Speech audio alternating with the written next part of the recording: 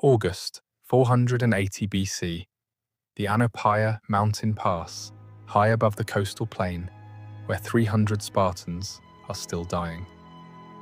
A man is running through darkness, not towards safety, away from something worse. His name was Ephialtes of Marlis, and within 12 hours of his betrayal, he had already become the thing he would remain for 2,500 years. The traitor who doomed the 300. But what the histories never carried, what Herodotus himself admitted he could not confirm, was what happened to Ephialtes after the Persians left. The man who expected reward, the man who received something far worse. The smell of smoke drifts up from Thermopylae below. His breath echoes off stone. No Persian escort follows him. He had crossed a line that night that even empires refused to protect. To understand why Ephialtes died the way he did, you have to understand what he actually traded that night, and what Xerxes refused to pay for. The year is 480 BC, August, the narrow pass at Thermopylae, where the mountains fall into the sea and leave a corridor barely wide enough for 2 carts to pass. Leonidas of Sparta holds the pass with 300 of his personal guard. Behind them, the Greek alliance army, still assembling. In front of them, Xerxes and what Herodotus calls 1,000,000 men. The number does not matter. What matters is that the Persians cannot get through. For 2 days the Spartans have held. The Persians attack in waves. The Spartans kill them in the shallows. This is the story every schoolchild knows. 300 heroes, the impossible stand, the legend that defines what resistance looks like. And then there is Ephialtes. The Greek histories present him as a deformed hunchback, an outcast Malian, a man driven by spite and Persian gold.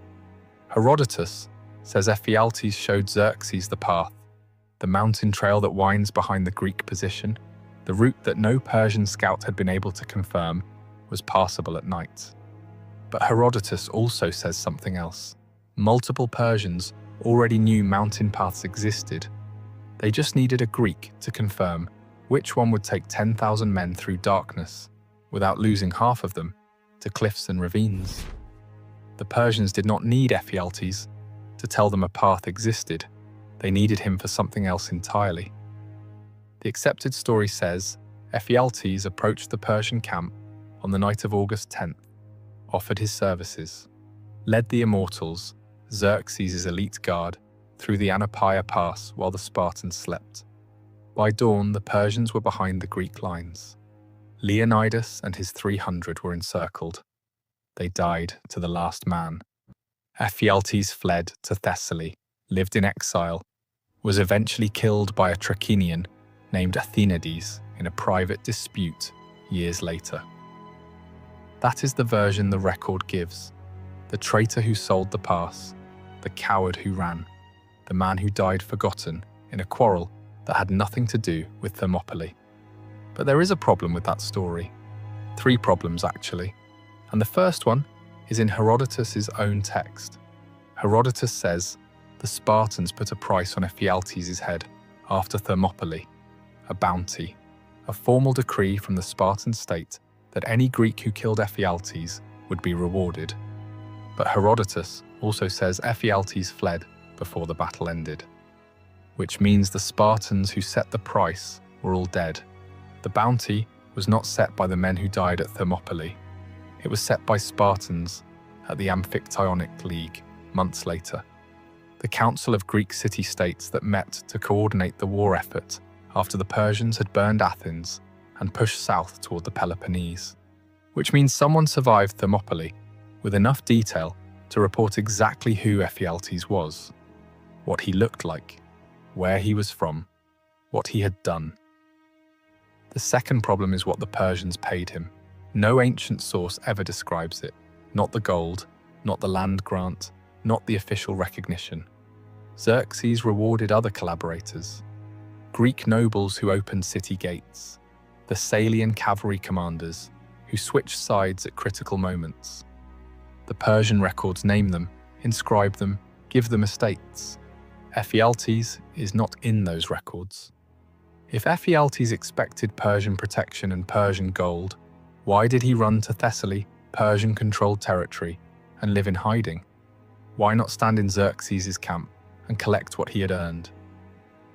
The third problem is what the sources do describe. In detail, the morning after Ephialtes led the immortals through the pass. Dawn, August 11th, 480 BC. The Phocian guards stationed on the heights above Thermopylae hear footsteps. Not the scattered noise of a patrol. Thousands of footsteps, coming through the oak forest of the Anapaia Pass. The ridge above Thermopylae, eastern approach to the Anapaia Path. The Phocian captain, unnamed in Herodotus, hears rustling first, then he sees them. Persian immortals, 10,000 strong, emerging from trees no Greek army should have been able to navigate in darkness. The sound of Persian boots on wet leaves, the sight of immortals in dawnlight filtering through oak branches, the smell of disturbed earth from the overnight march, proof that someone had guided them. Someone who knew which switchbacks would hold weight, which slopes were stable, which clearings opened onto ridgeline instead of cliff edge. The Phocians retreat to higher ground without engaging. They do not run down the mountain to warn Leonidas. They do not have time. By the time a runner could reach the coastal plain, the Persians would already be there. Leonidas is not warned in time. This was the moment Ephialtes' information succeeded. The Spartans would be encircled within the hour. But Ephialtes was not with the immortals. He was not being escorted back to Xerxes' camp in honor. He was already gone. Where does a traitor go when the battle he enabled has not even finished yet? The Greeks recorded what happened at Thermopylae in obsessive detail. Who stood where? Who died first? Which Spartan held the pass longest after Leonidas fell? The names of the Thespians, who stayed to die alongside them, the positioning of the Persian dead in rows. But the week after the battle, the record goes silent on one specific question. What did the Persians do with their informants?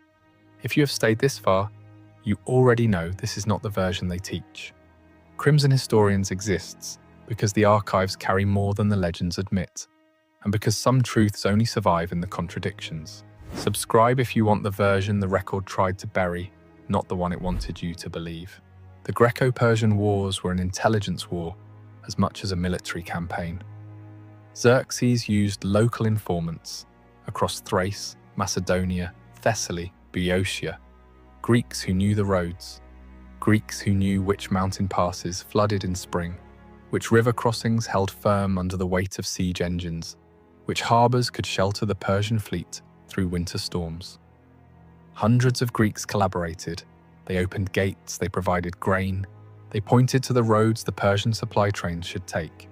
But Herodotus admits something most readers skip past.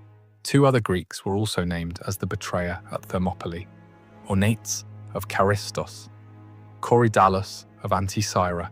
3 accusations, 3 possible traitors. Herodotus argues Ephialtes was the real one because the Greeks at the Amphictyonic League put the bounty on Ephialtes' head, not the others.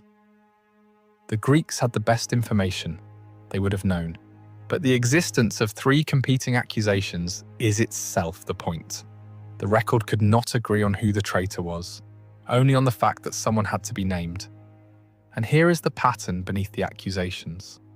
None of the Greeks who collaborated with Persia during the invasion were ever publicly rewarded by Xerxes.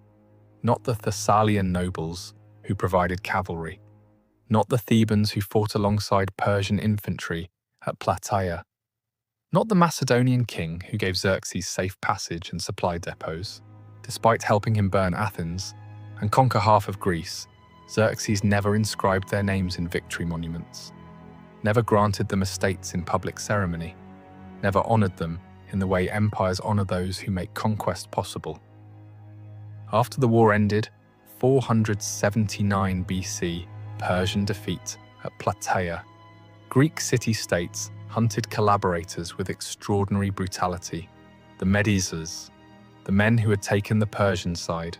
Thebes executed its Persian-aligned leaders in the agora. Public beheadings. Athens exiled entire families. Bloodlines erased from citizenship rolls, Sparta had a standing policy. Medisers were killed on sight, no trial, no appeal. Persian imperial policy never publicly honoured Greek traitors, because doing so would legitimize Greek resistance. If Thermopylae required treachery to breach, then Thermopylae was not a demonstration of Persian superiority. It was a demonstration that Greeks could hold Persians until one Greek broke. Xerxes could not afford that narrative. So the men who made his invasion possible were used, and then abandoned to whatever justice their own people decided to deliver. Ephialtes gave Xerxes Thermopylae. Xerxes gave him nothing documented, and Ephialtes now lived in a Greece that had a bounty on his head. When Herodotus says Ephialtes fled to Thessaly, what he is actually describing is a man with nowhere else to go, living in Persian-occupied territory with no Persian protection, waiting for the Greeks to find him. Xerxes could not publicly reward Ephialtes because Persian imperial ideology required that Greek resistance be framed as doomed rebellion, not legitimate opposition, requiring betrayal to overcome. This is why Ephialtes was not paid in gold or land. Payment would require documentation. Documentation would admit that Thermopylae required treachery to breach, not Persian superiority. The pass that held 1 million men for 2 days fell, because one Greek walked into the Persian camp and said, "I know the path."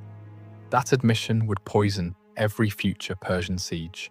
Every city Xerxes threatened would know that holding long enough forces the Persians to buy their way through. Resistance becomes negotiation, and empires cannot afford for resistance to look like negotiation.